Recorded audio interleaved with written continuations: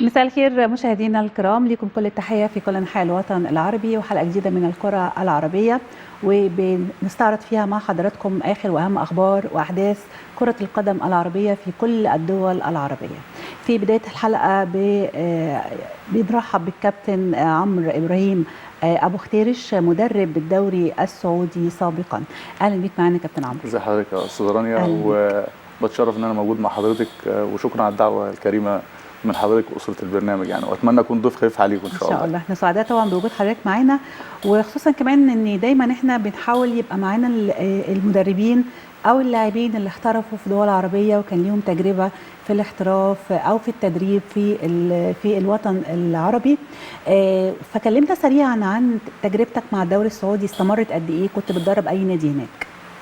أنا كنت ماسك نادي الحزم السعودي، اشتغلت في السعودية 7 سنين، مسكت في نادي الحزم 6 سنين، تدرجت في جميع الفئات السنية يعني من 13 سنة 15 سنة 17 سنة و19، ومسكت كمان مع الأولمبي اللي هم ال21. خدت مع جميع الفرق الحمد لله بفضل ربنا، خدت معاهم كلهم بطولات. الدوري السعودي دوري قوي، عندهم بنية أساسية قوية جدا، في اهتمام هناك بشكل كبير، وفي تطور السنين الأخيرة دي، وده واضح يعني للجميع. لكن بالنسبة لنادي الحزم يعني أنا اتشرفت بالعمل فيه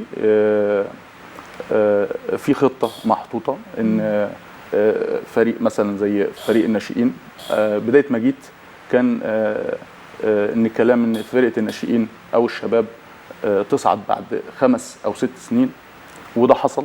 ففي خطه وفي نظام، الاداره كانت حاطه ده، وفعلا ده حصل يعني.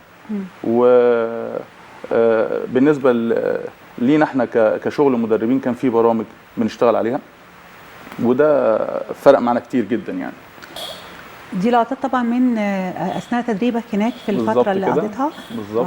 ده كنت مع الكابتن هيثم شعبان. أيوة. المدير الفني لفريق سيراميكا السابق، ودلوقتي نادي بتروجيت. وحضرتك كمان لسه دلوقتي ما يعني انضميت بتروجيت يعني بعد العوده على طول. بالظبط. ماسك فريق 2006 في نادي بتروجيت، ده كابتن هيثم والاستاذ خالد دغيم، شخصيات محترمه. دي كنا خدنا بطوله الاولمبي والشباب، كان اول مره في تاريخ النادي الحزم. نادي الحزم كمان من الأندية الحقيقة اللي هي مقاتلة جدا في الدوري السعودي، وصعدت كمان للدوري الممتاز فريقهم الأول. دايما متواجد في الدوري السعودي. بالظبط، دايما متواجد وبتقاتل الحقيقة وبتأدي بشكل هو دلوقتي في دوري الدرجة الأولى. نزل السنة اللي فاتت، ولكن ماشي بشكل كويس، هو ماشي ثالث. وعندهم هدف انهم يرجعوا تاني. بالظبط كده، هم 4 فرق بيصعدوا، هو ماشي ثالث. طبعا يعني نتمنى باذن الله ان حاجات دايما تستمر بقى في نجاحاتك في التدريب، سواء في مصر او كمان في الدول العربيه. لو جالك اي عقد حاليا يعني بتروح، ولا عايز تكمل مع بتروجيت؟ والله انا الفتره دي مركز مع بتروجيت. عايزين تصعدوا تاني. يعني في كابتن ياسر رجب، شخصيه قياديه، عامل شغل كويس جدا. انا مبسوط ان في مصر في نظام كده. فان شاء الله باذن الله نعمل حاجه كويسه مع نادي بتروجيت، وبعد كده الخطوه اللي بعد كده بقى ربنا يكرم فيها يعني ان شاء الله. احنا لينا الحقيقه مدربين كتير خارج مصر، ويعني دايما بنطلب من المسؤولين عن الكره المصريه انهم يستعينوا بالخبره اللي بترجع من الدول العربيه، لان طبعا الدوريات سواء في السعوديه، في الامارات، في الكويت، في المغرب متطوره بشكل كبير، فاكيد هيفيدونا ان احنا نستعين بيهم سواء في التدريب او الناحيه كمان الاداريه. نبدا بقى اخبارنا هذا الاسبوع وكل اخبار الكره العربيه، ونبدا مع الدوري السعودي او اخبار الكره السعوديه، وهنشوف كده مواعيد مباريات كاس السوبر الاسباني في الرياض. دايما السعوديه متعوده في الفترات الاخيره انها تستقبل كاس السوبر الاسباني. وفي هذا الموسم هي طبعا بتستقبل ريال مدريد وفالنسيا في المباراة اللي هتنطلق يوم 11 يناير المقبل. تقام مباراة نصف النهائي الأخرى بين ريال وبيتيس وبرشلونة يوم 12 من ذات الشهر. بعد كده بيشارك ريال مدريد حامل لقب في البطولة بصفته بطل الليجا، وفالنسيا بصفته وصيف كأس ملك إسبانيا اللي توج بيها ريال بيتيس. طبعا يعني ده كان اعلان من الاتحاد الاسباني نفسه طبعا ان بطوله كاس السوبر هتقام في العاصمه السعوديه الرياض. نجاح برضو للمملكه وللكره السعوديه دايما انها يعني تستقبل مباريات كاس السوبر الاسباني. طبعا هم يعني كان قبل موضوع كورونا ده كان في اتفاق ان يجي الماتشات على الاراضي السعوديه، لكن طبعا كورونا منعت ده. فبعد كده لما الامور هديت الحمد لله بداوا عملوا السنه اللي فاتت وفاز بها ريال مدريد، وان شاء الله السنه دي اهو برضه. لكن السعوديه في حاجات هم بيعملوها كده بتفرق معاهم كتير جدا. اكيد طبعا. نروح لاخبار بقى دوري الدرجه الثانيه في المملكه العربيه السعوديه. يهمنا طبعا ان احنا نتعرف على المتصدر لهذا الدوري ويعني احداث بقى اللقاءات والمنافسات. فمثلا طبعا الترجي بيتصدر المجموعه الاولى وبيشا يتربع على صداره المجموعه الثانيه. طبعا الصداره بالنسبه للترجي برصيد 16 نقطه بيحتل نادي بيشا من محافظه بيشا في المملكه العربيه السعوديه صداره المجموعه الثانيه برصيد 19 نقطه. حقيقه في يعني نسبه كبيره جدا من المشاهدات للدوري الدرجه الثانيه في المملكه العربيه السعوديه، وخصوصا مع توقف الدوري الاول فالانظار كلها اتجهت دلوقتي لدوري الدرجه الثانيه. ويعني برضو شفنا ارتفاع جدا في مستوى الاداء الفني للفرق المشاركه فيه، في لاعبين محترفين اجانب برضو، في اضافات كتيره برضو تمت في دوري الدرجه الثانيه في السعوديه. ده صحيح. هو المحترفين في الدوري السعودي بالنسبه للدوري الممتاز هم 7 محترفين، وفي لاعب بيكون مواليد السعوديه. بالنسبه لدوري الدرجه الاولى بيكون 3 لاعبين. دوري قوي جدا. الدرجه الثانيه الترجي السنه اللي فاتت كان بينافس لحد اخر اسبوع، لكن ما حصلش نصيب ان هو صعد لدوري الدرجه الاولى. بيشا كان الدرجه الاولى وبعد كده هبط. نتمنى لهم ان شاء الله ان يصعدوا السنه دي باذن الله يعني. ان شاء الله. هننتقل دلوقتي للمملكه العربيه السعوديه مع الزميل الاعلامي الرياضي الاستاذ عثمان الشلاش. وطبعا دايما بنستفيد طبعا من تواصلنا مع الاستاذ عثمان من خلال برنامجنا، لانه هيقول لنا دلوقتي اخر واهم اخبار الكره السعوديه. مساء الخير يا استاذ عثمان، اهلا بحضرتك معانا ومنور طبعا حلقتنا النهارده. ويعني نسمع بقى من حضرتك الموضوعات اللي اخترتها عشان تكلمنا عنها بخصوص الكرة السعودية. أهلا أستاذة رانيا، أسعد الله مساءك بكل خير. تحية طيبة لك وللمتابعين ومتابعات برنامج رياضة أونلاين بالعربي. رسالة جديدة عن دوري الدرجة الثانية السعودي لكرة القدم. جرت مباريات الأسبوع السابع من الدوري الأسبوع الماضي، لعل أبرز النتائج هو تعادل الطويق مع الدرعية بهدف لمثله، وفوز الصقر على القوس 2-0، وخسارة ساجر من النعيرية 1-0، التقدم الكيرية 1-1، وعرعر والترجي 0-0. الجندل يكسب النهضة بهدفين مقابل هدف واحد، وحطين يضرب بالثلاثة ويهزم الانتصار ب3 أهداف دون مقابل بقيادة مدربه المصري حسام الشاذلي. قلوة يتعادل مع اللواء 0-0، وجرش مع السد 2-2. يتصدر أستاذ رانيا نادي الترجي من محافظة القطيف ترتيب المجموعة الأولى برصيد 19 نقطة، فيما يأتي يتربع نادي بيشا على صدارة ترتيب المجموعة الثانية. أبرز الإحصائيات أستاذة رانيا لهذا الأسبوع لدوري الدرجة الثانية السعودي لكرة القدم، حيث جرت 112 مباراة. المباريات التي انتهت بالفوز 71، والمباريات التي انتهت بالتعادل 18، ومباريات انتهت بالتعادل الإيجابي 23. أشهر حكام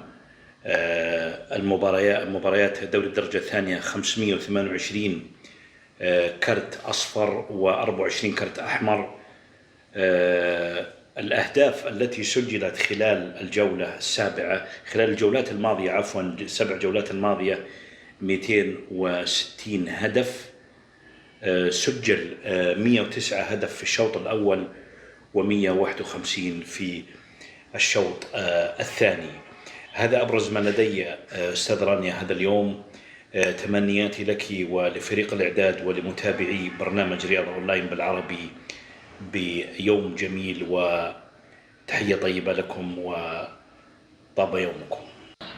شكرا استاذ عثمان الشلاش، سعدنا طبعا بلقائنا مع حضرتك، وان شاء الله نتمنى كل التوفيق للمنتخب السعودي باذن الله في كاس العالم ان شاء الله. ايام قليله وهتنطلق، وبنشكر حضرتك جدا، وهنتواصل دايما بكل خير معاك باذن الله في الايام القادمه، وخصوصا في كاس العالم عشان بقى هتقول لنا اخبار كتيره عن المنتخب السعودي اكيد. طبعا هننتقل دلوقتي لخبر يعني عن نادي أبها. هيصل هنا إلى القاهرة طبعا بكرة بإذن الله لإقامة معسكر خلال توقف منافسات دوري روشن السعودي المحترفين. وإدارة نادي أبها حددت مواعيد المباريات الودية اللي هياخدها الفريق خلال فترة توقف منافسات الدوري. هيخوض أبها المباراة التجريبية الودية أمام الهلال في الرياض يوم 3 من ديسمبر المقبل، فيما لم يتم تحديد الفرق اللي هيواجهها أبها في المباريات الثلاثة المتبقية. أبها طبعا هيخوض وديتين في معسكره بالقاهرة اللي بيستمر 22 يوم، وهيخوض أيضا مواجهتين وديتين في المملكة العربية السعودية.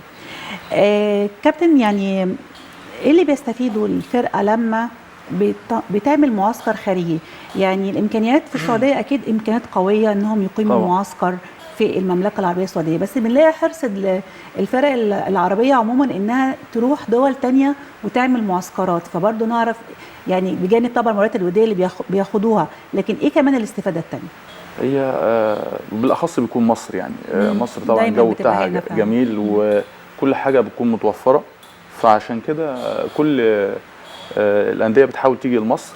طبعا لما بتعمل معسكر مغلق ويكون في بلد تانية بيكون فيه التركيز أكتر، فده بيساعد ان هو يوصل للفورمه اللي هو عايزها عشان يدخل بيها الدوري. فدي بتفرق كتير جدا.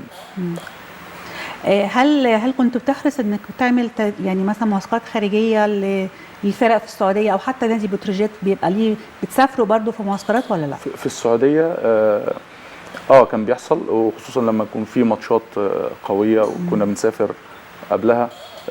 في نظام هناك، يعني حتى طيران داخلي في السعوديه، يعني اللعيبه تسافر بطيران داخلي، فالامور هناك بتكون متنسقه بشكل كبير. في بتروجيت لسه احنا لعبنا ماتشات ضد نادي الزمالك في الدوري، اتعادلنا 2-2 كان على ارض نادي الزمالك، ولعبنا تاني ماتش ضد نادي انبي خسرنا 1-0. لسه ما طلعناش بره، وعندنا غزل المحله ان شاء الله بعد التوقف، لان منتخب الشباب بتاعنا سافر، او منتخب ناشئين سافر بطولة شمال افريقيا، فان شاء الله لما يرجع يوم 21 ان شاء الله عندنا ماتش غزل المحله في المحله ان شاء الله. ان شاء الله كل التوفيق باذن الله. باذن الله. مره ثانيه هننتقل دلوقتي للمملكه العربيه السعوديه، وطبعا بيسعدنا استضافه كابتن حسام الشاذلي مدرب نادي حطين في المملكه العربيه السعوديه.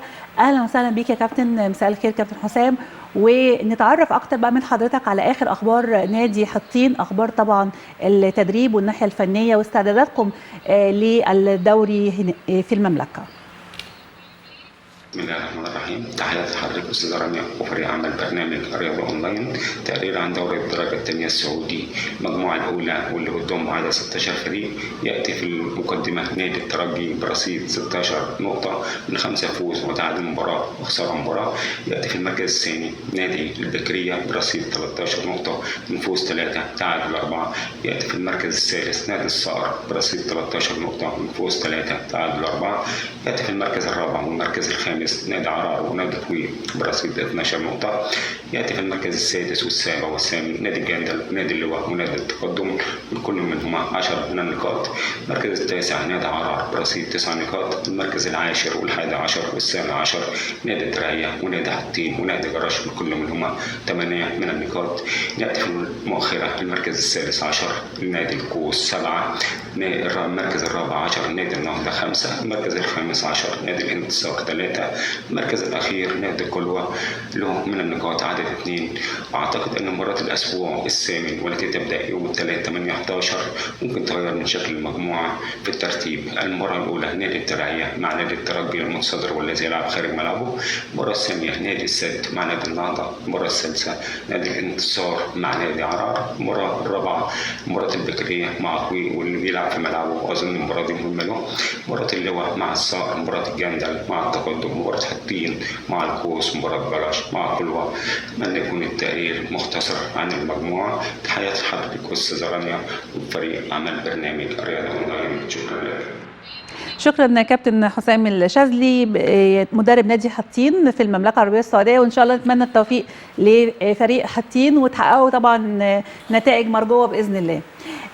هنروح دلوقتي الاخبار بقى المنتخب السعودي، لان طبعا هو دلوقتي بيستعد جدا بشكل عالي للمونديال، وهيمثل طبعا المملكه وهيمثل اسيا وهيمثل العرب في هذه البطوله. فبتمنى له كل التوفيق. طبعا خبر يعني احزننا جدا في يعني الايام اللي فاتت خلال يعني مباراه ايسلندا والمملكه العربيه السعوديه، وهي مباراه وديه تم تنظيمها طبعا علشان الفريقين يستعدوا او المنتخب السعودي تحديدا يستعد للمونديال. اصيب كابتن ونجم المنتخب السعودي سلمان الفرج، وهو قائد طبعا المنتخب السعودي. كانت الاصابه طبعا على مستوى الكتف، ده كان في الدقيقه 42 من عمر المباراه، وسقط على الارض اثناء طبعا محاولته ان هو يمرر كره او يخطف كره وامام لاعب من ايسلندا، ولكن يبدو ان الاصابه يعني او السقطه كانت جامده على كتفه، وقع على كتفه تقريبا يا كابتن. فطبعا احنا شايفين لقطه طبعا وقت الاصابه على طول. يعني خساره كبيره للمنتخب السعودي، نتمنى طبعا السلامه ليه وان هو يلحق يتعالج بسرعه ويشارك. بس دي بتفكرنا باصابه محمد صلاح قبل المونديال، وبرده كانت الاصابه في الكتف. انا معاكي طبعا. فيعني قلبنا معاه. هو قائد يعني. زي محمد هو صلاح قائد طبعا. بالظبط، هو نص الملعب تقريبا. طبعا لعيب نص الملعب، وكابتن المنتخب في المنتخب الميزان في المنتخب. هو وسالم الدوسري لعيبه مهمه جدا في المنتخب السعودي، فهد المولد. فاللعيبه دي بيكون بالنسبه للسعوديه يعني مستنيين منهم كتير جدا، فلما يتصاب طبعا بتفرق معاهم، لكن ان شاء الله يلحق باذن الله. بالنسبه لكاس العالم ان شاء الله يلحق المباراه الاولى باذن الله. هل يعني بسرعه في الايام القليله دي اصابه في الكتف يعني ان شاء الله يقوم منها بالسلامه، لكن طبعا ان المونديال خلاص فاضل عليه ايام قليله، هم كمان هيسافروا بعد ايام قليله كمان اللي هي العاصمه القطريه. الاستشفاء بيبقى يعني ممكن يسرعوا من عمليه الاستشفاء للمشاركه مثلا، حتى لو ما لحقش المباراه الاولى يلحق اي من المباراتين التانيين. هي على حسب قوه الاصابه، هي دي اللي بتفرق. فلو اصابه خفيفه ان شاء الله يلحق كمان اول ماتش، لكن لو قويه شويه فالموضوع بيبقى صعب. يعني احنا حتى لو فاكرين صلاح لا خد وقت ونزل المباراه الثانيه، وكان قبلها ب3-4 اسابيع كان الموضوع فالاصابه هو اصر على ان هو يلعب بالظبط كده. فالاصابه في المكان ده يعني على حسب قوتها تفرق كتير، لكن ان شاء الله نتمنى له ربنا يشفيه ان شاء الله ويرجع بسرعه باذن الله المنتخب السعودي. المنتخب نفسه او الفرقه نفسها بتفقد قوه كبيره جدا لما كابتن ليها او كمان لاعب نص الملعب اللي هو المايسترو بتاع الاداء بيصاب يعني. صحيح. فتفتكر هم بقى يعني بيعملوا ايه، بيفكروا في ايه بقى دلوقتي؟ هو يعني المنتخب السعودي ولاد يعني الدوري السعودي قوي جدا، اكيد عندهم البديل، لكن سلمان الفرج زي ما احنا بنقول في مصر هنا هو معلم نص الملعب، فهيفرق طبعا كتير. لكن السعوديه لا الدوري بتاعهم قوي، اكيد عندهم البديل والبديل الكفء ان شاء الله يعني اللي يفرق معاهم. هم طبعا خدوا تقريبا 4 مباريات وديه، الاولى مقدونيا الشماليه وتعادلوا مع البانيا وهندوراس، ودي كانت المباراه الاخيره اللي بيلعبوها في ابو ظبي قبل طبعا لان معسكرهم دلوقتي بيقام في ابو ظبي، وفازوا في خلال المباراه اللي اصيب فيها سلمان الفرج 1-0. لكن طبعا هو طبعا كان في طبيب اتدخل سريعا، والمدير الفني الفرنسي هيرفي رينار يعني استدعى الجهاز الفني الطبي، نزلوا الملعب لقوا ان الاصابه يعني ممكن انها تبقى اصابه يعني مش قويه قوي، ولكن بيقولوا ان هم محتاج وقت. هم خوفهم ان يعني ما يقدروش انهم انه يخف بسرعه في الوقت القصير، وان هو كمان لو خف فيبقوا في سباق مع الوقت. الاصابه يعني برضو بتحتاج تاهيل بعد ما يرجع. تاني حاجه هو بينزل بيبقى خايف شويه، فهي بتحتاج وقت. لكن ان شاء الله يعني هيرفي رينارد مدرب كبير، عامل نتائج معاهم كويسه جدا، حتى النتائج في الماتشات الوديه لا نتائج كويسه. فان شاء الله السعوديه وتونس والمغرب والمنتخبات العربيه تعمل حاجه كويسه باذن الله يعني. هم طبعا ليهم مباراه واحده بس هيخوضوها وديه مع بنما، وهيتوجهوا الى العاصمه القطريه للاستعداد طبعا للمنافسات. وقطر طبعا عشان نسينا قطر برضه، فلازم بالنسبه للدول العربيه طبعا نتمنى الاربع فرق ربنا ان شاء الله ان شاء الله باذن الله، نتمنى لهم كل التوفيق. طبعا احنا عارفين ان مجموعه المملكه العربيه السعوديه الارجنتين والمكسيك وبولندا. السعوديه شاركت 6 مرات في يعني في المونديال، وكان افضل نتيجه حققتها انها بلغت دور ال 16. فنتمنى بقى باذن الله يعني الموسم ده او النسخه دي لا هو ان شاء الله يعني انا يبقوا بقى يعني متفائل خير بالسعوديه ان شاء الله كاس العالم ده هتعمل نتائج كويسه، والدول العربيه عامه السنه دي وكاس العالم ده لا ان شاء الله يروحوا للدور الثاني باذن الله وابعد كمان. لما نعتبر ان العرب كلهم هم اللي بينظموا البطوله دي وهم اللي بيلعبوا، يعني اي دوله دلوقتي بتلعب في المونديال هي بتلعب باسم العرب كلهم، فطبعا لازم نشجع ولازم نقف معاهم، والجماهير بقى الجاليات العربيه اكيد يعني هي اكيد كلنا مساندين وداعمين طبعا، هيساندوا من غير ما نطلب منهم حتى يعني. علشان كمان يستمتعوا باجواء جميله ان شاء الله. ان شاء الله. نروح كده للاخبار بقى الكره اليمنيه، ومصدر بالمنتخب اليمني الاول لكره القدم اكد ان محمد الزريقي المدرب المساعد بالمنتخب اليمني طبعا تم اختيار عدد من اللاعبين ليكونوا قوام الفريق الوطني. ده كان بعد طبعا اقامتهم معسكر في مدينه عدن. كمان تم استبعدوا محمد الغيري وحسين نزعل ومحمد العينة وعماد منصور ومحمد العمودي ومحمد بوتشي. كان ده لاسباب فنيه او لاسباب الاصابه. طبعا هيبقى في يعني قائمه، دي القائمه الاوليه كانت وصلت ل 40 لاعب، وهيبقى في طبعا تصفيه للقائمه لغايه لما يستقروا طبعا على عدد اللاعبين اللي هيشاركوا بقى مع منتخب اليمن في خليجي 25. ده هيقام يوم 2 يناير في دوله العراق.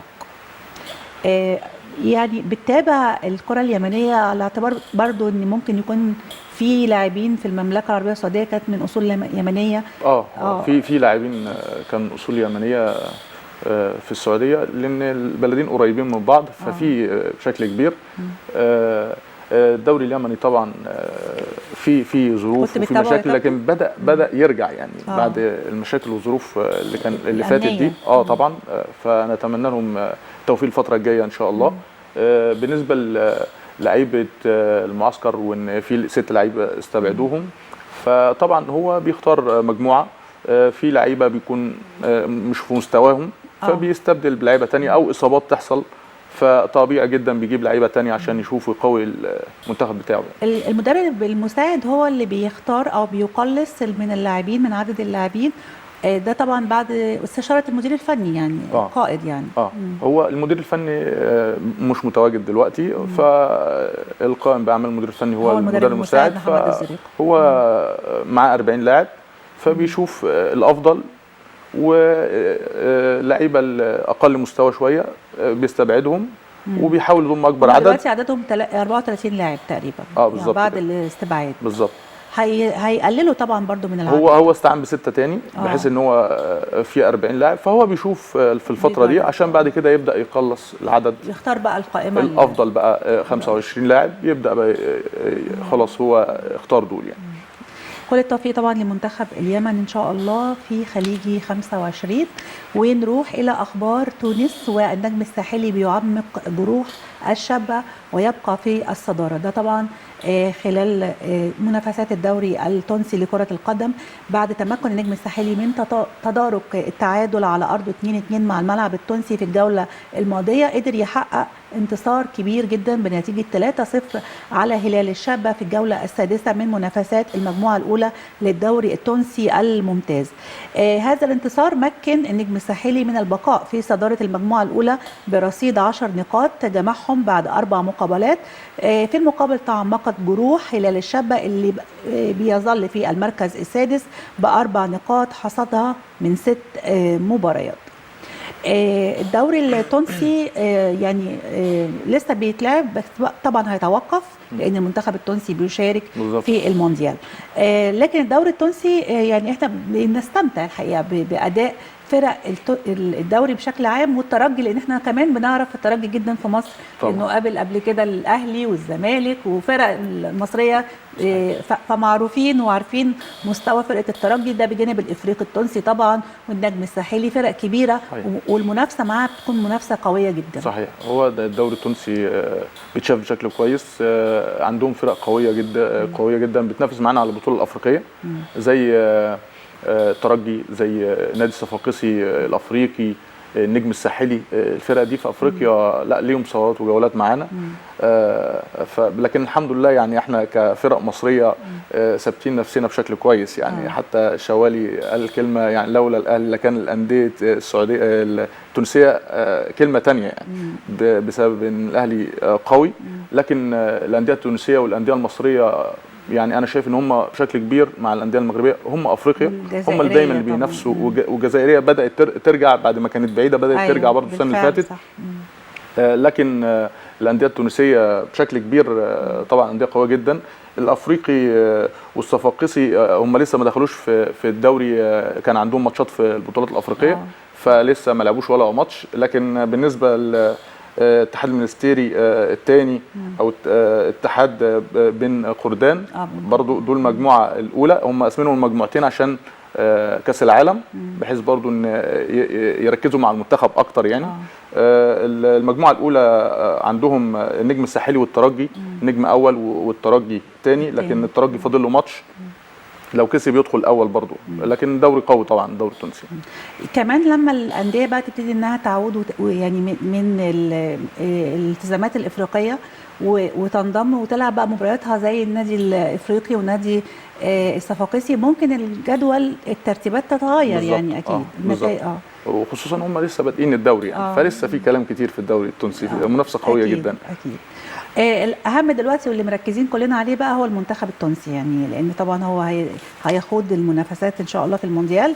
نتمنى لهم كل التوفيق. وطبعا المدير الفني لمنتخب تونس جلال القدري حسم ملف حراسة مرمى نسور قرطاج في مونديال قطر، وقال أيمن دحمان سيكون الحارس الأول للمنتخب خلال المونديال بالنظر للإمكانيات اللي قدمها مؤخرا وحتى قبل تعرضه للإصابة الموسم الماضي.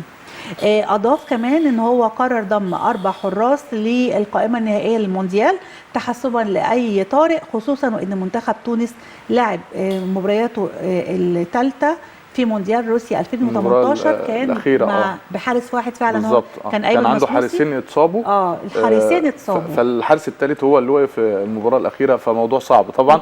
وحصل مع منتخب مصر برضه في بطوله افريقيا نفس الكلام. فبرضه لا مهم جدا الحارس يعني، في مقوله احنا بنقولها الحارس نص الفريق. فحارسين لما يتصابوا عندك الثالث لو اتصبت هتلعب بلاعب، فلا اخد رابع يعني. منتخب مصر عملها في افريقيا اللي فاتت واستفدنا منها كتير لما الشناوي اتصاب، وبعد كده ابو جبل وقف محمد صبحي ماتش المغرب وما شاء الله ادى اداء محترم.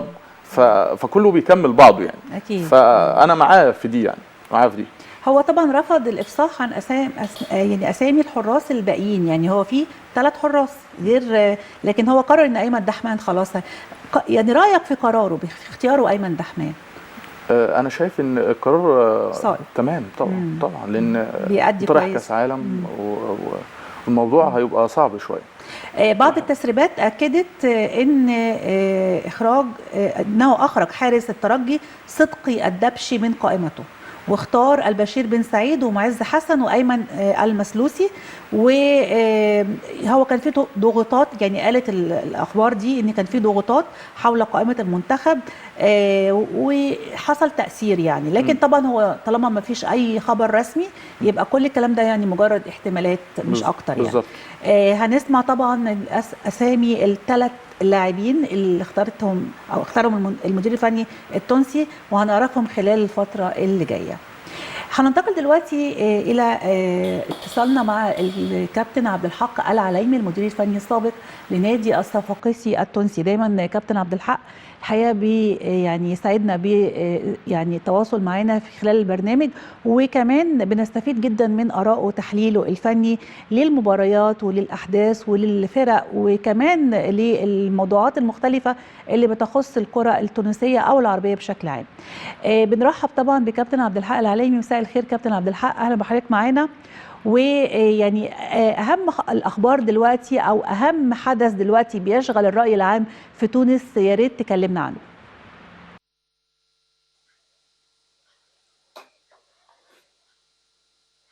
تحية لك يا أخت رانيا، تحية إلى كل المشاهدين وإلى كل المتابعين.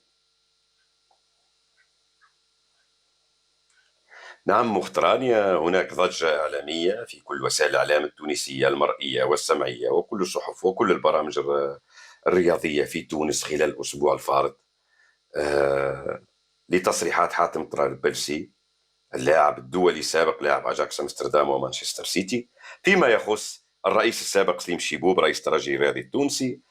قال حاتم الطرابلسي أن سليم شيبوب كان فيروس للكرة التونسية، أضر بالكرة التونسية، جعل فريق الترجي يسيطر لحقبة زمنية على كل الألقاب في تونس. وقال أن السيد سليم شيبوب كان يتدخل في تشكيلة المنتخب التونسي، وقد فرض لاعبين وحرم لاعبين كانوا لهم اسم ومسيرة رياضية ونجاح كروي، إلا أن شيبوب أقصاهم بتدخلاته وبنفوذه كما صرح باللاعب حاتم الطرابلسي. هذا التصريح جعل لاعبين السابقين من الترجي الرياضي التونسي كما تراشق كلام بين أقولها حاتم الطرابلسي وشكري الواعر هنا وهناك. أقول خاصة شكري الواعر الحارس الدولي السابق وقائد فريق المنتخب، بل أني سأقول كلمة حق للبعض الذي تحدث كثيرا في الإعلام التونسي. أقول بانتمائه لفريق ربما الترجي. أنا أقول هنا أتحدث من محايد لأني محلل محترف. عندما اتجهت إلى التحليل الرياضي ألقيت قسما أن أكون محايدا لانتماءاتي سواء مع فريق النادي الأفريقي أو فريق الذي عملت به النادي الصفاقسي. أقول وحاتم طرابلسي هو ابن النادي الصفاقسي وابن أجاكس أمستردام ومانشستر سيتي. أقول كلمة حق، هذا الفني أو هذا اللاعب هو من أحسن وأفضل ما أنجبت الكرة التونسية، فخر لكل المدربين واللاعبين. لا يمكن أن تقارن حاتم طرابلسي بلاعب تونسي آخر، لأن لا يمكن أن نكذب الكذبة ونصدقها ونمشي وراء. اللاعب المحلي واللاعب المحترف فرق كبير، لا يمكن. مع احترامي لكل من يريد أن يتحدث على كرة القدم، لا يمكن أن تقارن فريق هولندي أجاكس أمستردام أسطورة، في كل يعرف أجاكس أمستردام، بفريق تونسي أو لاعب بلاعب. لا يمكن. خلينا واضحين، والله عندي 28 سنة في أوروبا، هناك من لا يعرف مثلا فريق الترجي أو النادي الأفريقي أو النادي الصفاقسي، هذا ليس تقليل، أو النجم الساحلي، لا يعرفون في أوروبا. لكن عندما تقول أجاكس أمستردام العالم بأسره يعرف هذا الفريق ومانشستر سيتي. لذلك أقول كفانا استهزاء أو ضحك على الذقون، لأن حاتم الطرابلسي أنا أعيش فترة 28 سنة بأوروبا وأتكلم 5 لغات، 28 سنة بأوروبا، وأعرف وتنقلت بين اتحادات كرة القدم، وكنت كاليتيم كمدرب عربي في أوروبا. عندما تذهب إلى محاضرات، ذهبت إلى ألمانيا، التشيك، سلوفاكيا، المجر، كرواتيا، النمسا، دخلت عديد اتحادات كرة القدم في معايشات للمدربين، وكنت أرى اليوغوسلاف لهم أسماء ويفتخرون عندما نشاهد لقطة للاعب يوغوسلافي. اللاعبين اليوغوسلافيين ينشطون أسماء كبيرة، مدربين كبار، اللاعبين الألمان، اللاعبين النمساويين، اللاعبين التشيك حاليا. وعندما كنت أحس بيتم، لكن أحيانا عندما تأتي صورة أجاكس أمستردام لبعض اللقطات وأشاهد صورة حاتم الطرابلسي كنت أحس بفخر. أقول هذا ابن بلدي، شرف لي أن أرى هذا اللاعب، كما أني أفتخر بمحمد صلاح حاليا. وفي كل معايشات وفي كل حديثي مع المدربين أقول هذا هو صلاح، محمد صلاح. فحاتم الطرابلسي من طينة أخرى، وأقول للمحللين الذين تحدثوا عليكم معايشة الكرة الأوروبية وأن تفهموا ما يحدث في العالم، ولا تصدقوا الكذبة التي تعيشونها. أوروبا هي أوروبا، وواقعنا هو واقعنا. شكرا. طبعا شكرا كابتن عبد الحق. يعني هو فعلا الموضوع واخد ابعاد كبيره جدا هناك في تونس دلوقتي في الصحافه والاعلام التونسي، ولكن عموما احنا بنفخر طبعا بكل الايقونات اللي كانوا موجودين العرب في الدوريات الاوروبيه المختلفه، منهم كابتن ايمن الطرابلسي، وحضرتك كمان قلت محمد صلاح، وفي ناس كتيره جدا شرفوا العرب في الخارج. فيعني ان شاء الله هذا الموضوع يعني يهدى ونركز كلنا دلوقتي، يعني او الاعلام التونسي يعني حقه ان هو يركز اكتر شويه بقى الفتره اللي جايه على المونديال وعلى مشاركه المنتخب التونسي. ده الاهم دلوقتي يا كابتن، صحيح. مش كده؟ انا معاك. طيب كابتن عبد الحق، طبعا يعني كل حلقه حضرتك بتقدم لنا فقره تحت المجهر، وبتختار واحد من اللاعبين العرب اللي قدموا يعني اداء رائع مع فرقهم او مع منتخباتهم سابقا، او حتى ما زال بيلعب في الملاعب لغايه دلوقتي. فيا ترى اخترت لنا مين النهارده في فقره تحت المجهر كابتن عشان تحلل اداؤه الفني وتعرفنا بيه اكتر؟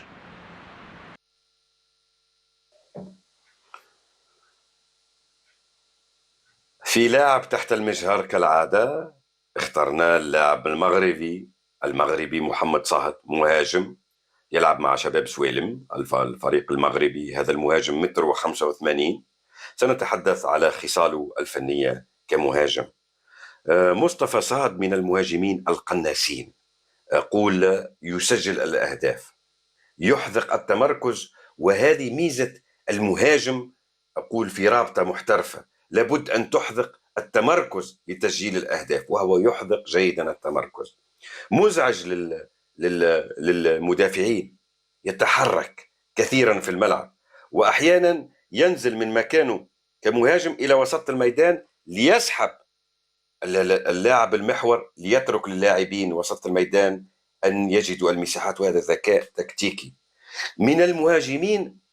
هناك مهاجمين كلاسيكيين أنه يلعب فقط في مكانه، وأقول لكن محمد صهد، وهذه من طينة المهاجمين الكبار، يلعب أحيانا كرواق أيمن ورواق أيسر، تجده هو الذي يصنع التمريرة ويصنع التوزيع للاعبين فريق.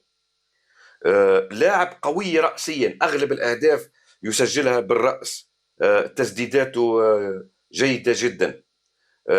عادة المهاجم الجيد، أقول أنا دائما أتحدث على المهاجم طينة الرابطة المحترفة البوندسليغا، هو الذي يحذق المراوغات والتمريرات، يحتاجها جدا المهاجم، لأنه المهاجم سيجد نفسه في وضعيات مراوغة، 1 ضد 1، 1 ضد 2، وهو أقول يحذق هذا مهاجم.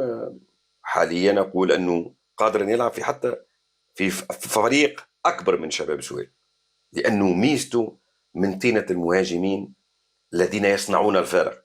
أحيانا أنا شاهدت بعض المباريات شباب سويلم يكون في أداء أقول غير جيد أحيانا، فمصطفى صاد يصنع هدف، يجعل الكفة تتغير، وهذه قيمة المهاجم الكبير. هو حتى لو فريقه يكون في المباراة مش موجود، أحيانا تحصل الفريق مش موجود أو الفريق المنافس قاعد يقوم بضغط، يستغل هفوة بتسديدة، بتوزيعة، بمراوغة، يصنع الفارق. وهذه قيمة المهاجمين الكبار الذين يرجع الكفة لفريقه، وهذم المهاجمين قلوا في هذا الزمن. نقول تكوين المهاجمين قد قل في الوطن العربي، كل الفرق تشكو من عدم وجود مهاجم يصنع الأهداف، قناص، يراوغ، عنده تسديدات.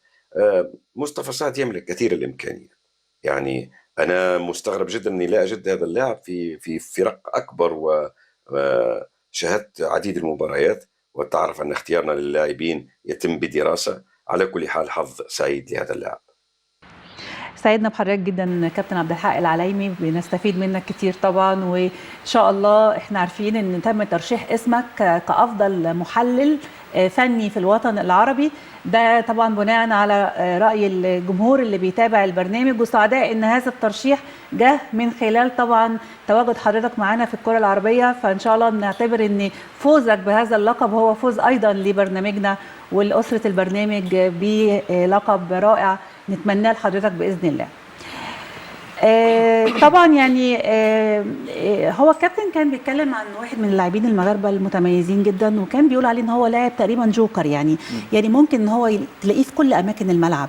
هل اكتشاف لاعب زي كده واللاعب العربي، يعني هل موهبه زي كده موجوده في اللاعبين العرب بشكل عام، ولا بيبقى صعب شويه ان احنا نكتشف او ندرب مثلا اللاعب الجوكر او المهاجم او راس الحربه؟ انت كمان كمدرب يعني تحب ان انت يعني تدرب ايه اكتر او تكتشف ايه اكتر، لاعب مهاجم ولا في نص الملعب ولا المدافع؟ يعني اكيد في حتت فنيه كده بقى نعرفها منك في الموضوع ده. هو مش موضوع ان مهاجم او وسط ملعب، هي بس بتبقى في مقومات لكل لاعب، وسط ملعب او مهاجم او مدافع، هل متوفره في اللاعب؟ فهو ده الاساس لما بتيجي تختار لاعب. تاني حاجة اللعيب عندنا وهو صغير لازم نهتم بالمهارات الأساسية والتأسيس. ده مهم جدا. مشكلة عندنا ان احنا مسابقات وفي ضغط، ومطلوب من المدرب ومطلوب من اللعيبة النتائج. طيب النتائج هتأثر على الأداء، هتأثر على الولد يتعلم. انت طالب منه حاجة، فما ينفعش، لازم أساند الولد في دي، يخسر يكسب مفيش مشكلة فيها خالص، عشان تطلع لعيب قوي، لعيب عنده شخصية، لعيب متأسس بشكل كويس. فدي مهمة جدا. وبالنسبة برضو كنت عايز أشكر ناس يعني مدربين كان أصحاب فضل عليا في الموضوع ده. يعني لما كنت مدرب ولا لاعب؟ وأنا لاعب وبعد كده في التدريب. وبعد كده في التدريب. يعني كابتن هيثم شعبان طبعا بوجه له الشكر. وأنا لاعب كان هو اللي اكتشفني وكان مساندني. حضرتك كان مركزك ايه؟ انا كنت مهاجم. واصابات كتير طبعا هي سبب.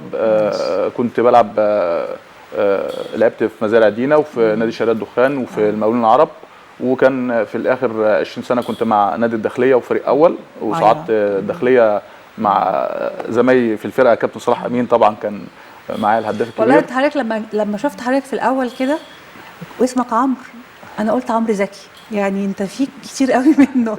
والاداء كمان نسمع ان كان قريب من اداء عمرو زكي. كنت في نادي الداخليه، كان معانا انبي في الدوري، كان الاهلي مش موجود. فطبعا لعبت والحمد لله كنت هداف الفرقه. وصعدت مع الفريق الاول، كنت هداف الفرقه مع زمايلي برضو المهاجمين، وصعدنا الفرقه من درجه ثالثه للممتاز به او من ثانيه للممتاز به. طبعا كابتن عمرو زكي لعيب كبير. انا كان جه عرض للنادي عن طريق حتى كابتن هيثم شعبان اللي كان يتكلم فيه، كان جه عرض للنادي ان انا اروح انبي. فالنادي اتمسك بيها لان كابتن صلاح امين كان خلاص عقد وخلص مع النادي، وانا كان لازم ان انا اكمل لان انا يعتبر من ابناء النادي.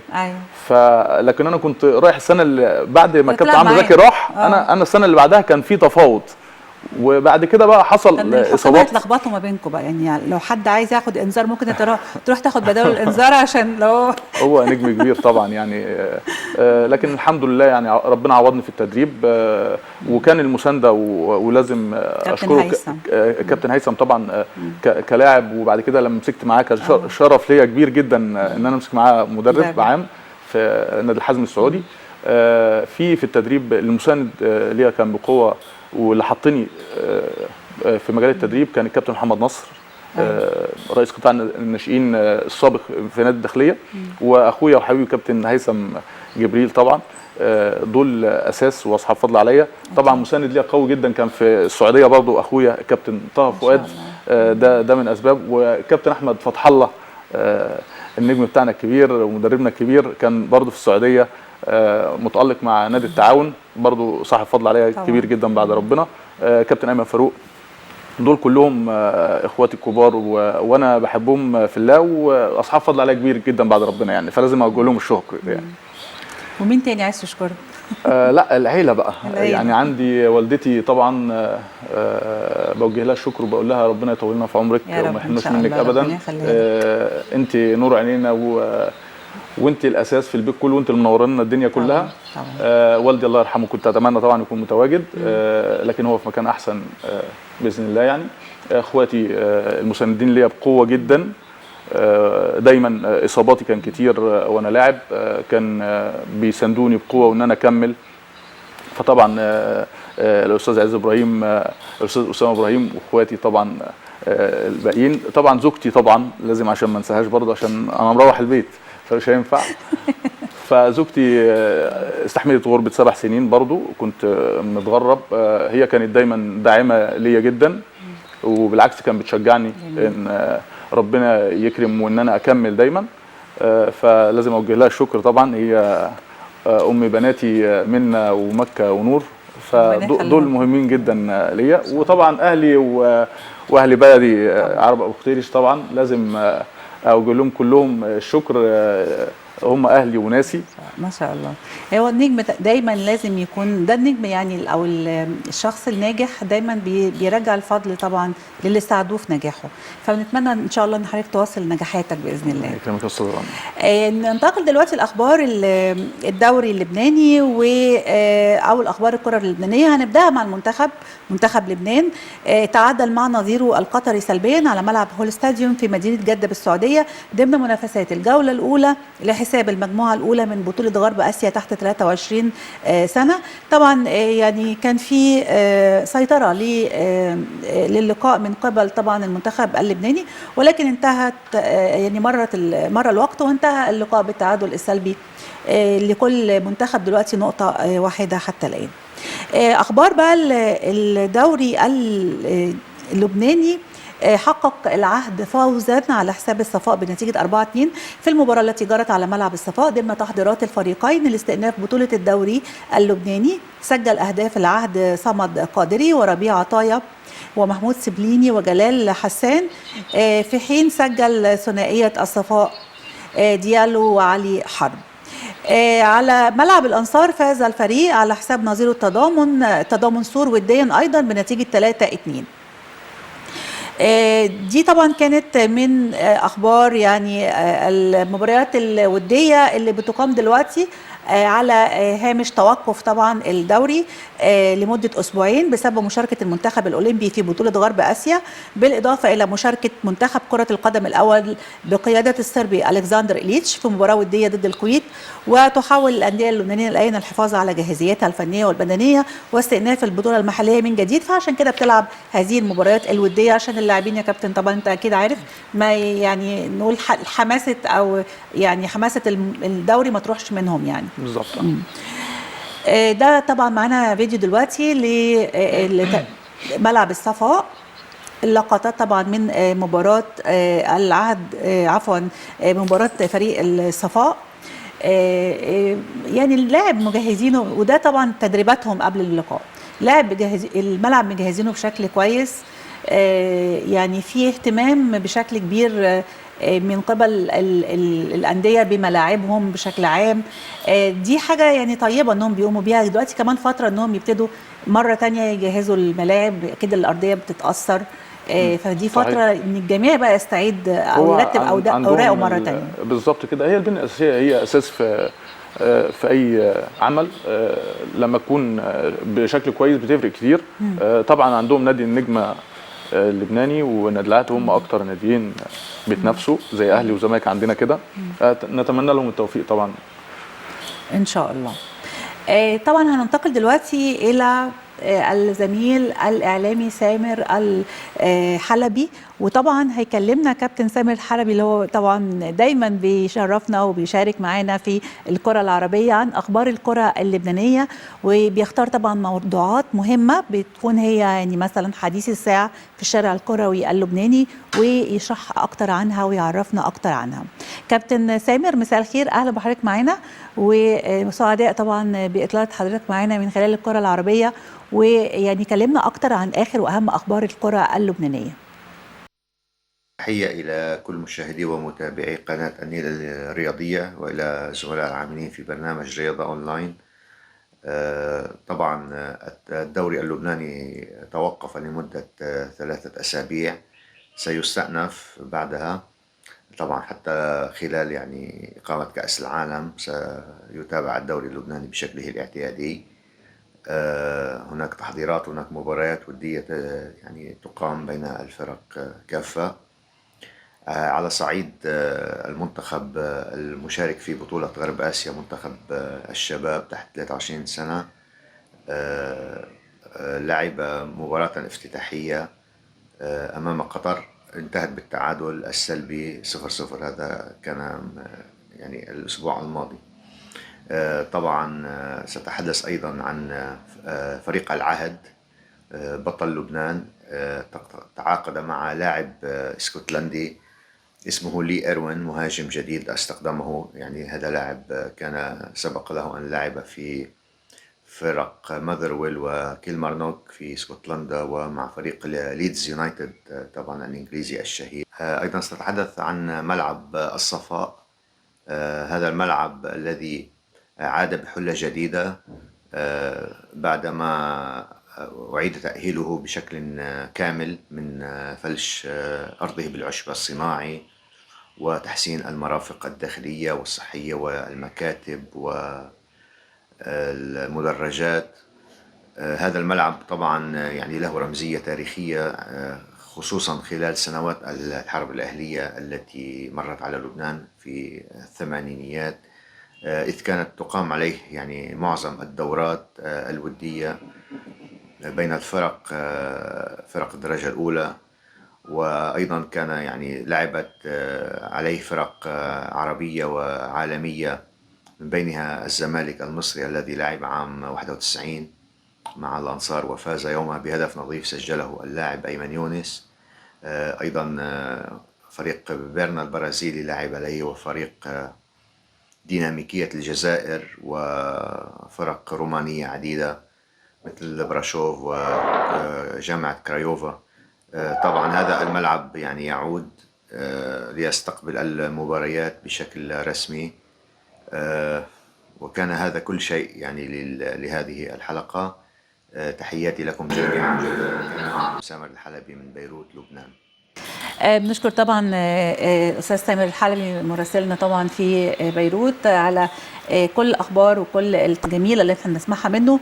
ومره تانية طبعا بنهنئ يعني نادي الصفا على افتتاح ملعبه الجديد اللي احنا شفنا لقطاته منذ قليل، بعد طبعا توقف 4 سنين. الملعب ده كان مقفول لمده 4 سنين، جددوه وبقى رائع جدا، وبداوا هم يتدربوا عليه، وهتقام كمان مباريات فريق الصفا على هذا الملعب. مهم ان الفرقه يكون عندها ملعب خاص بيها يا كابتن. اكيد طبعا بتفرق كتير. بتفرق طبعا. اللعيبه متواجده دايما في مكان بيروحوا له على طول. ارض الملعب كل حاجه انت المسؤول عنها. فبتفرق لما يكون عندك نادي في كل شيء بقى، تغذيه في تدريب، في كل حاجه. فمهم جدا طبعا. نتمنى ده، لان ده موجود في السعوديه. حتى فرق الدرجة الثانية والدرجة الأولى والثانية ليهم ملاعب. يعني احنا يمكن في بعض الدول العربية بيبقى معاناة الفرق اللي هي بتنافس في دوري الدرجة الثانية مثلا، أو دوري الدرجة وبعد منه في دوري الدرجة الأولى، إن ما عندهمش ملعب صحيح يتدربوا عليه أو يقيموا مباراتهم عليه، فبيبقى عندهم مجهود مضاعف إنهم يبحثوا عن ملعب علشان يقيموا التدريبات. فده كله بياخد من تركيزهم في أدائهم في المنافسات. طبعا أكيد. أنا معاكي فيها طبعا. فدي حاجة مهمة جدا. يعني نتمنى أن يكون في توفير ملاعب، هتفرق معانا كتير جدا. يعني حتى كمان يعني دايما يعني لما بيتكلموا عن نشر الرياضة على مستوى بقى الشعوب والمواطنين، ان يعني ان ده كمان ده هدف من اهداف الاعلام، وهدف من اهداف قناتنا، ان احنا نعرف الناس الرياضات علشان يشجعهم انهم يمارسوا الرياضه او يمارسوا الالعاب دي. بالزبط. فدايما يقولوا ان ممارسه الرياضه او استعداد الشعوب انهم يمارسوا الرياضه بيتوقف لما ما يكونش في مساحات خضراء كتير او في ملاعب خضراء كتير. طالما ما فيش ملعب معنى كده ان ما فيش رياضه. اتكلم فيها كمان. يعني في السعوديه مثلا احنا عندنا جمهور ما شاء الله. يعني الجمهور متواجد من غير اي حاجه، بس انت الامور الامنيه تكون كويسه ان شاء الله، وهنفتح هتلاقي الملاعب مليانه ما شاء الله. يعني السعوديه لا، السعوديه كانوا بيعملوا افكار جديده عشان يشجعوا الجمهور. يعني حضرتك عارفه ان في جوائز، بيقدموا جوائز وبيقدموا يعني مسابقات، جوائز 20 ايفون وسياره. والله انا كنت عايزه اروح اشتري كلها. وبدا الناس بدا الناس تيجي وتطلع. ونجحت الافكار دي يعني حققت اقبال طبعا كتير بشكل كبير جدا. والنادي كمان نفسه يعني ساعه النادي لو اكتر من نص بيدوهم مليون ريال. فكان في افكار جميله جدا فرقت ان يطلعوا الناس واسر بقى. يعني السعوديه كان ساعدوا طبعا على يعني السيدات وبعدين الاسر الاول وبعدين السيدات.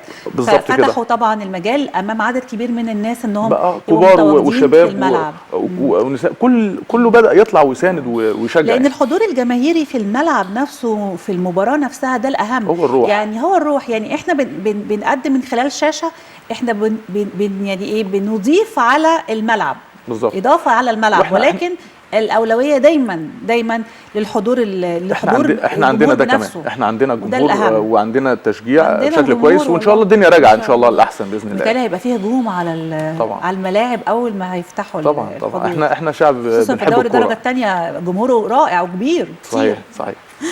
هنروح الى اخبار الكره الفلسطينيه الان. نادي جبل المكبر أهدر نقطتين ثمينتين بتعادل الإيجابي مع مؤسسة البيرة بهدف لكل فريق ضمن الجولة التاسعة من دوري المحترفين الفلسطيني. ظل جبل المكبر بهذا التعادل ثالثا برصيد 18 نقطة وابتعد بفارق 4 نقاط عن هلال القدس المتصدر. شباب الزهرية دلوقتي وسيط ب 19 نقطة.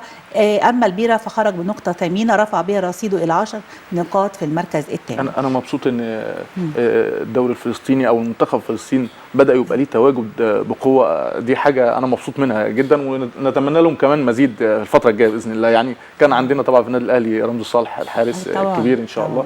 فنتمنى لفلسطين دايما خطوات للأمام بإذن الله. دايما كمان بنحب نشجع منتخبها تحديدا الفدائي. المنتخب اسمه الفدائي زي الفراعنة كده المنتخب المصري أو نجوم الأطلس أو الخضر المنتخب الجزائري. المنتخب الفدائي الحقيقه لما عاد مؤخرا بعد طبعا ما كان ممنوع من التواجد او المشاركات الحقيقه رجع بقوه ضاربه. يعني كان اداؤه ويعني فعلا هم بيتدربوا كده هم بيمارسوا كوره.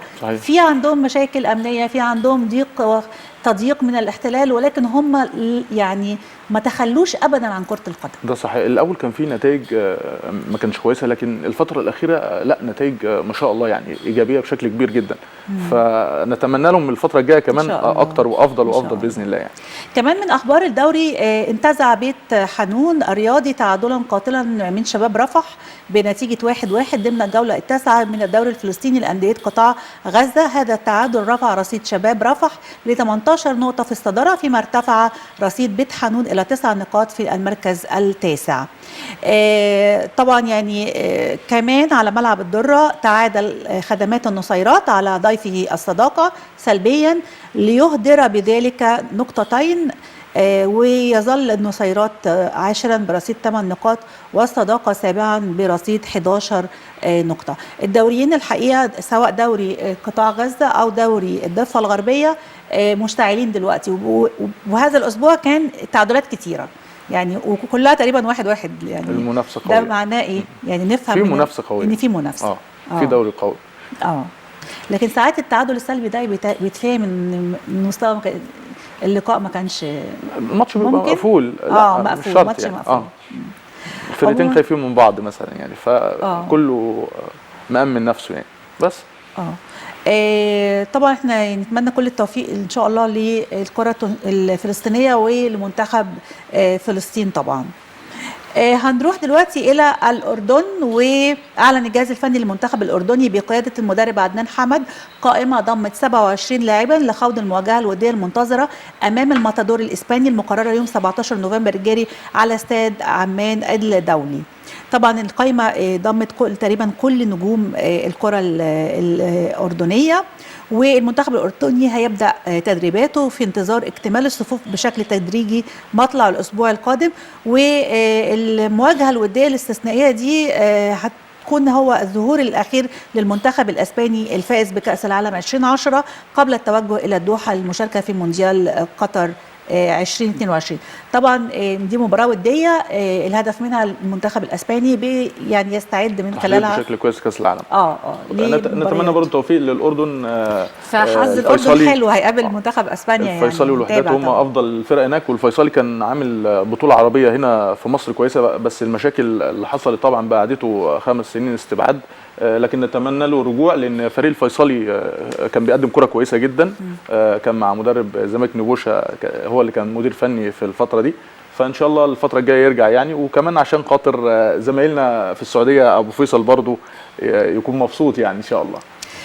عايزين نقول طبعا ألف مبروك لفريق الفيصلي الأردني، فاز خلاص بلقب بطل الدوري للمرة 35 في تاريخه. سيطرة للفيصلي الحقيقة على لقب الدوري الأردني، ده بعد هو ما يعتبر فاز الأهلي على الأردني كده. هو يعتبر بالظبط، يعني زي الأهلي أو الزمالك كده في الأردن.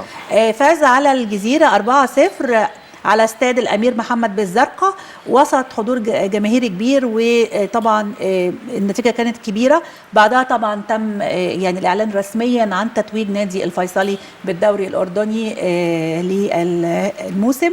فالف مبروك طبعا لكل محبي نادي الفيصلي الاردني. كده نكون وصلنا طبعا لنهايه حلقتنا النهارده من الكره العربيه. عايزين في نهايه الحلقه نشكر الكابتن عمرو ابراهيم ابو ختيرش، تمام، مدرب الدوري السعودي سابقا. شرفتنا ونورتنا يا كابتن عمرو، وان شاء الله نقابل على حضرتك على كل خير. بالتوفيق لبتروجيت كمان. ربنا يكرمك، الشرف ليا، وبشكرك طبعا على الاستضافه الجميله انت واسره البرنامج، واتمنى لكم التوفيق في الفتره الجايه باذن الله ان شاء الله. شكرا لحضرتك. شكرا لحضرتك. مشاهدينا الكرام، نشكركم لحسن متابعه حلقتنا النهارده من الكره العربيه. انتظرونا الاثنين القادم باذن الله مع حلقه جديده. شكرا والى اللقاء.